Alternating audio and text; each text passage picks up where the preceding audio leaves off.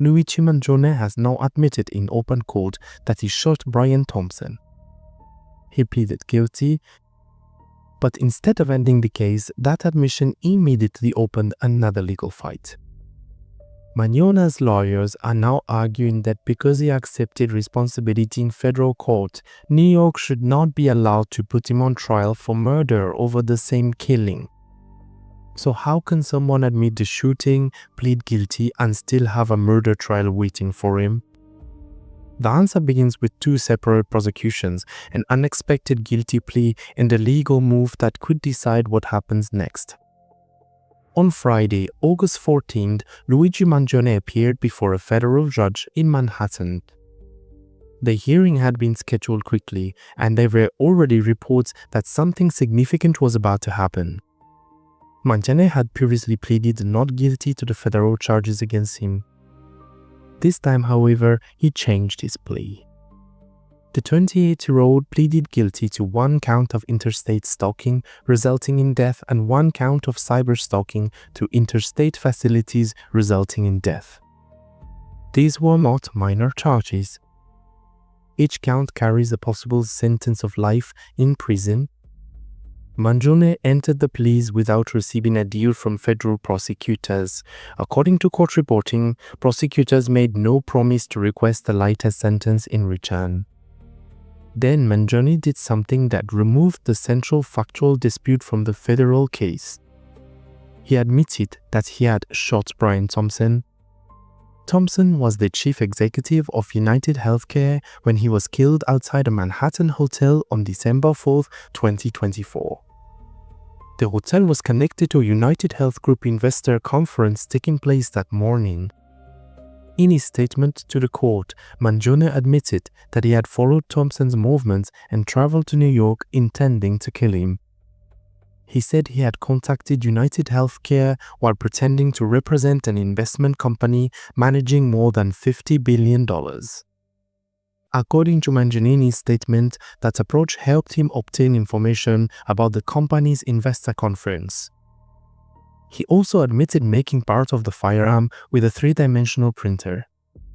On the morning of the conference, Thompson was shot outside the hotel. Mangione left New York after the killing.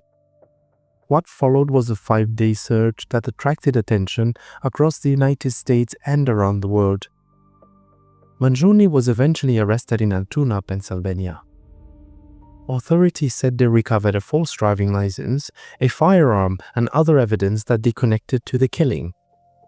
But from the beginning, this was never a simple case involving one court and one prosecution. Mangione faced charges from both the federal government and the state of New York. The federal prosecution originally included murder and firearms charges that could have exposed Mangione to the death penalty. But in January 2020, a federal judge dismissed the charges. That decision removed the death penalty from the federal case. The two stalking charges remained, and those are the charges to which Mangione has now pleaded guilty. The separate New York prosecution is different. In that case, Mangione has pleaded not guilty to murder, weapons, and forgery charges. The New York judge previously dismissed the terrorism-related charges, but the second-degree murder charge remains active. That state trial is scheduled to begin on September 8th. If Mangione were convicted of second-degree murder in New York, he could face a sentence of 25 years to life.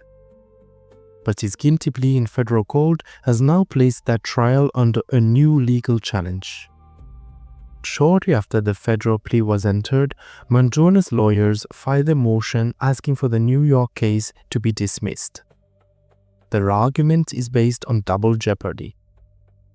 In simple terms, double jeopardy protects a person from being prosecuted twice for the same criminal conduct under certain circumstances. Mangione's lawyers say the federal charges and the state murder case concern one act, one victim, and one death. They argue that after Mangione pleaded guilty to federal offenses requiring an intention to kill, New York should not be permitted to prosecute him separately for murder. But that does not mean the state case has been dismissed. The Manhattan District Attorney's Office has confirmed that it will oppose the defense motion. New York law contains exceptions that can allow separate prosecutions when different offenses contain different legal elements or are intended to prevent different kinds of harm. The federal charges involve interstate stalking resulting in death. The state charge involves second-degree murder. The court must now decide whether those legal differences are enough to allow the state prosecution to continue.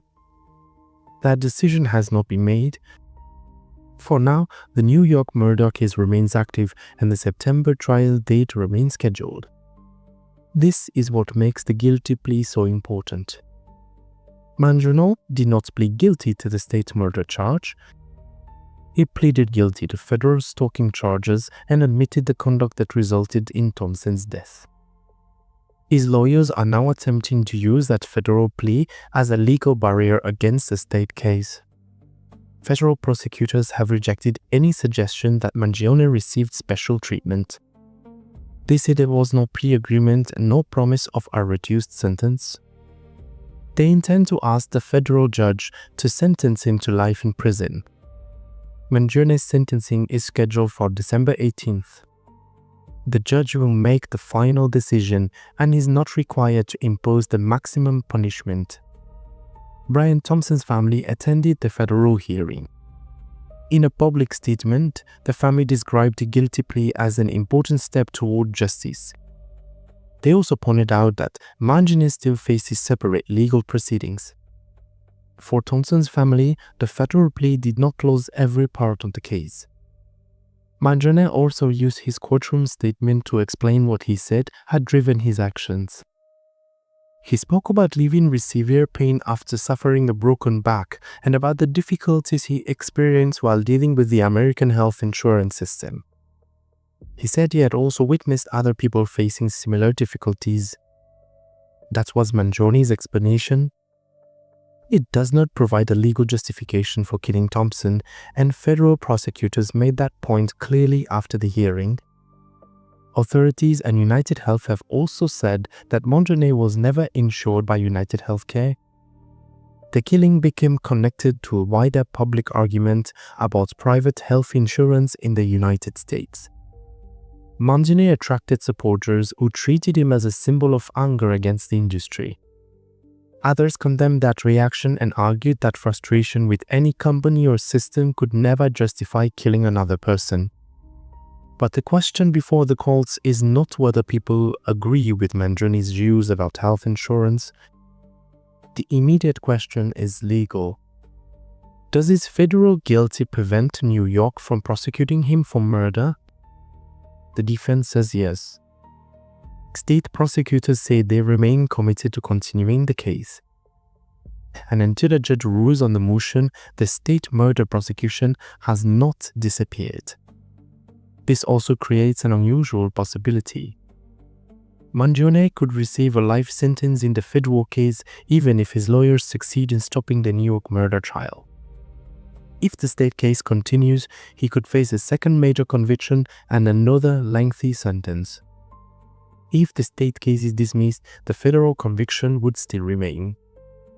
Either way, the guilty plea has permanently changed the case. There will be no federal trial over the two stalking charges. Mangione has accepted responsibility for those offenses and admitted shooting Thompson. What remains uncertain is whether New York would receive its own trial with its own evidence, witnesses, and possible verdict.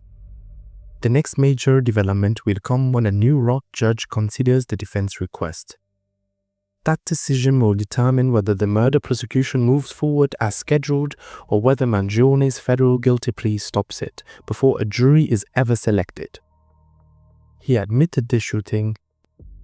He pleaded guilty without receiving a deal.